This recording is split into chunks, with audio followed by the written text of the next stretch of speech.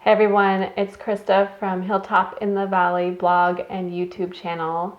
And today I am here to bring you along with me as I make a perfectly buttery, flaky einkorn pie crust. It made so much sense when you have this big farmhouse kitchen to be able to make these like farmhouse pies. And I have not been very good at making pies. I've had a lot of pie mistakes. And I've served them to people, which isn't great. But once I started working with einkorn flour, I really wanted to learn how to put together a pie with the einkorn flour that people would enjoy and that I could be proud of and that I would love to eat and to serve people. When I put together this pie crust, I was really looking for something that would be flaky, that would be buttery. So here it is. I don't actually finish making the pie in this video, so stay tuned to see what pie I actually make out of this pie crust. But today I specifically want to just bring you along and show you how to make this beautiful, flaky, buttery einkorn pie crust with me. If you haven't yet, please like this video and subscribe to this channel. It does really help to make it so that YouTube will show this channel to other people.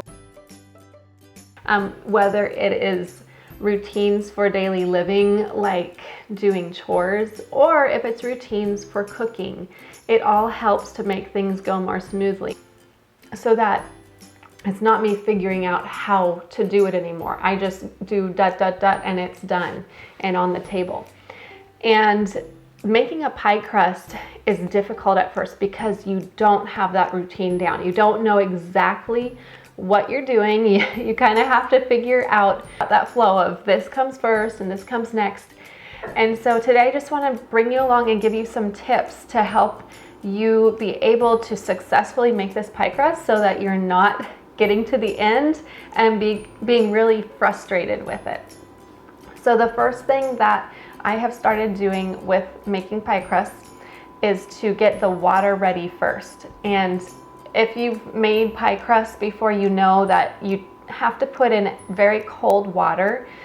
In the recipe, it calls for having like ice water or really chilled water. And so I've just found it easy to do this at the beginning of the recipe. So first off, I'm gonna get my ice and I'll put it into either a cup or some kind of a little container, and then I'll put the water over the ice so that it can sit and chill while I start the recipe.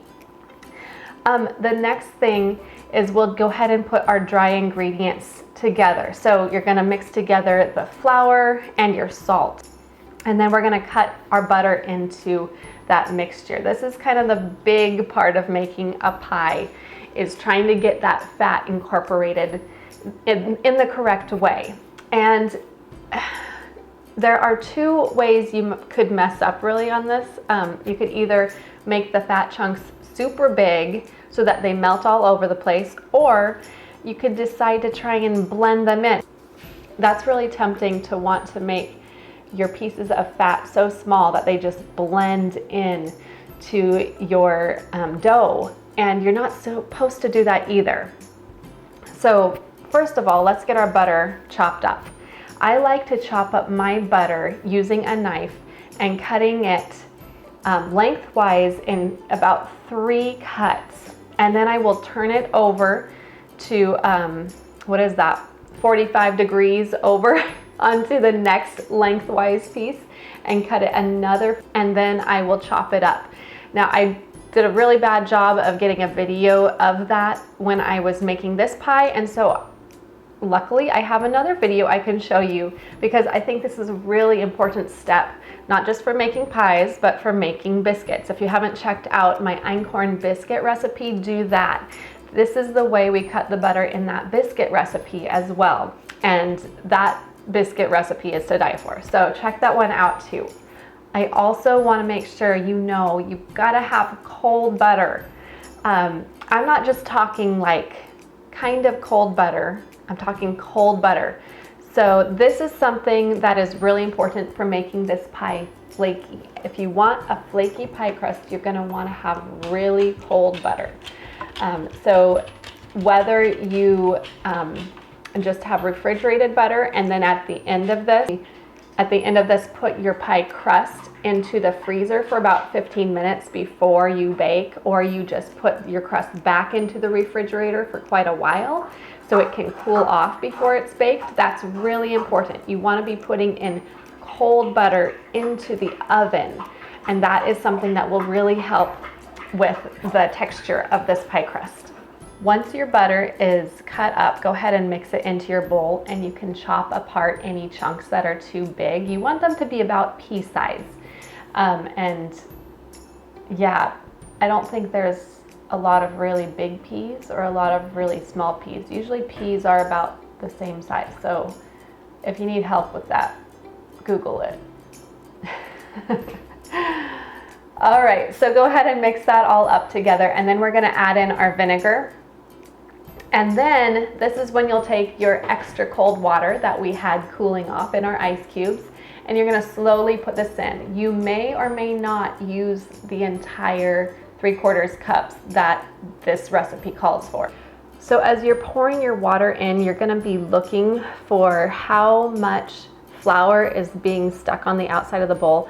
Once the dough starts to pull together, that means it's time to stop pouring the water in. You don't want to pour too much water into this and make it sticky, because the only way to get it unsticky is to add more flour.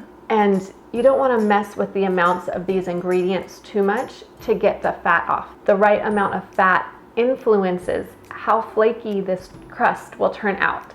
So you really want to be watching the water, and if you're not sure if it's not enough water, just keep trying to stir it together and pull it into dough. You can use your fingers to do this even, and it might take a couple minutes, but if you've got it pulled into the dough, then you know you're done with the water. You don't need it anymore. Another note on einkorn is that einkorn tends to take a little bit to absorb moisture. And so something that might be different about making pie crust with einkorn is that it takes a few minutes for it to show you that it's absorbing the water. So after you've pulled your dough into a ball, you can go ahead and put it on just a lightly floured surface, a countertop, cutting board, whatever you want to use. Lightly flour it, get your rolling pin out. This is the fun part, right? This is the part where we get to roll out our pie dough. And go ahead and roll it out to about a 12 by 12 circle. It really depends. Some people are using different sizes of their pie plates. And so usually 12 by 12 will fit it. Sometimes you might have to go a little bit bigger. Just look at your pie plate. Make sure you're going plenty big for it and go ahead and roll that out. We're going to be rolling it out to about 1/8 of an inch. So how do we get this flat rolled out pie crust into the pie dish without it breaking apart? This is something that is so simple, and yet I have not learned it until just recently. So you'll want to take your rolling pin and put it on the edge of the pie crust, and then the pie crust underneath the rolling pin, you're going to lift it up over the rolling pin as you're rolling, and just let it completely cover the rolling pin as it goes around and around. And then you'll lift up your rolling pin, you'll bring it over to your pie plate, you'll unwrap or unroll the pie crust on the rolling pin, and it'll just plop right into the plate. Pretty easy. This is another one of those things that you just get into the routine of doing, and you don't have to worry or stress over something going wrong. If you are making a pie out of just one crust, this recipe makes 2 crusts. But if you're just doing one crust, then you can go ahead and crimp your edges. You'll want to make your one hand into a C. You're going to bring your 2 fingers together, and your other hand's pointer finger is going to push the dough into those 2 fingers. And you'll just do that with the dough around. This does take a little bit of practice. One of the keys to it is to have enough dough, because if you're trying to do it with not enough dough, it makes it really difficult. And If you've struggled with this before, part of the reason might be just that you don't have enough dough. Looking at your pie crust, you might notice that there are chunks of butter in it. This is okay and this is good. You want to have those little chunks of fat in it. That is one of the things that's going to help make this a flaky crust. So keep those there and don't worry if you see a little chunk of fat there. Either set this aside in the fridge if you're going to be working on, say, like making some pie filling maybe over the next half an hour or longer. You can also put this in the fridge overnight. Just cover it with some plastic wrap and put it in the fridge until the next day if you're going to bake it the next day. You can also freeze this by putting plastic wrap over it and just make sure that you use it in the next few days. The key to cooking it is just to make sure, as I said earlier, that it is nice and cold before you put it in the oven. You also don't want it to be frozen. So that's why I say you can put it in the freezer for about 15 minutes, but try not to have it in longer than that. And if you're thawing it out, just keep an eye on it so that you know it is still cold, but it's not frozen anymore. Now, one of the other problems that I've run into with pies is the whole crust getting too baked or getting a little bit burnt or crispy. And that is a common issue, and it can be helped by one, having crust that is a little bit thicker so that the oven has something thicker to be baking. One thing that can help with this is if you push your crust down a little bit when you're crimping it so that it makes the thickness, instead of being straight up and having these thin little crimps to cook, it'll be pushed down so that there's a little bit of thicker crust there. Another thing is that I like to use this pie crust cover. You can also make these out of aluminum foil by just measuring around your pie and cutting the circle of aluminum foil out, folding it in half, and then cutting another half circle around the inner part of that circle. I will put a link in the description box below on where you can find these. They come in different sizes depending on what size of pie you're making. A couple of common questions are, can I substitute coconut oil with the butter in this recipe? And the answer to that one is no. For pie crusts or even just kind of a biscuit type of dough that uses a lot of fat or butter that is going to be trying to make something flaky, because the two fats have different chemistry, and the coconut oil has a different melting point. There's just a lot of differences in the chemistry of it, so you're not going to get the same textures as you would using the butter. Another thing to remember when you're making this recipe is that this is specifically written for all-purpose einkorn flour. Now, it doesn't mean you can't use whole grain einkorn flour. In fact, I will try and keep you guys updated with a recipe for this with the whole grain einkorn flour. The all-purpose einkorn flour and the whole grain einkorn flour have different ways they will bake, just because of the different protein content, taking out all the bran and stuff. It really does do a lot to change the way that the einkorn bakes. Even though they are both einkorn, you really have to be careful with the measurements. And so I will keep you updated on that when I know more.